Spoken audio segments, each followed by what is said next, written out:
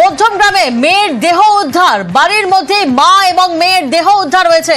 মেঝেতে পড়ে থাকা অবস্থায় উদ্ধার হয়েছে দেহ। আরো একবার আপনাদেরকে জানাবো, মধ্যমগ্রামের দিকে নজর রাখবো।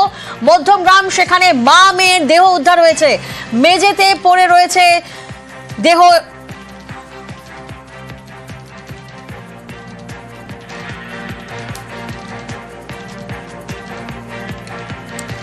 প্রতিনিধি জিয়াউল এই মুহূর্তে আমাদের সঙ্গে রয়েছেন, সরাসরি জিয়াউলের কাছে যাব। জিয়াউল, ঠিক কি ঘটনা, কি জানা যাচ্ছে?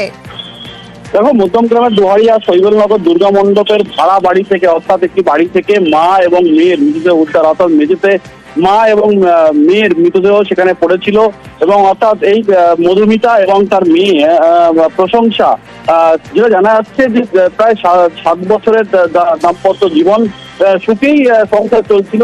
এলাকার মানুষ বলতে কোনো ঝামেলা ঝঞ্ঝাট কিছুই নেই, কিন্তু হঠাৎ তার স্বামী যখন কাজে যায়, আমরা পিচবোর্ড কারখানায় কাজ করে, সেখানে তাদের একটি ফোন যায়। তারপরে তিনি দৌড়ে এসে দেখেন তো মা এবং মেয়ের রক্তাক্ত দেহ উদ্ধার হয়েছে মেঝেতে পড়ে।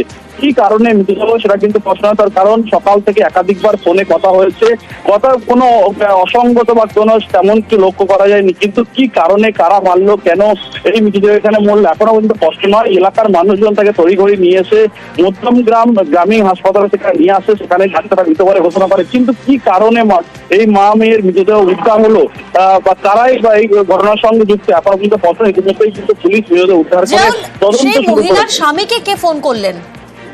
একদম, দেখো, এলাকার উনি অর্থাৎ যেটা মহিলার স্বামীর যেটা স্পষ্ট বক্তব্য, তিনি সকাল থেকে তিনি একাধিকবার বাড়িতে ফোন করছিলেন, কিন্তু তিনি বারংবার ফোন করলেও সেই ফোনে কোনো উত্তর, ফোন ধরছিলেন না।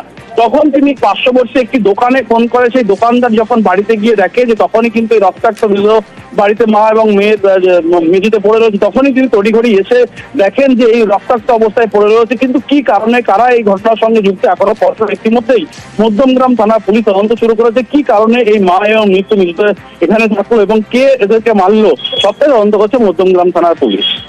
বেশ।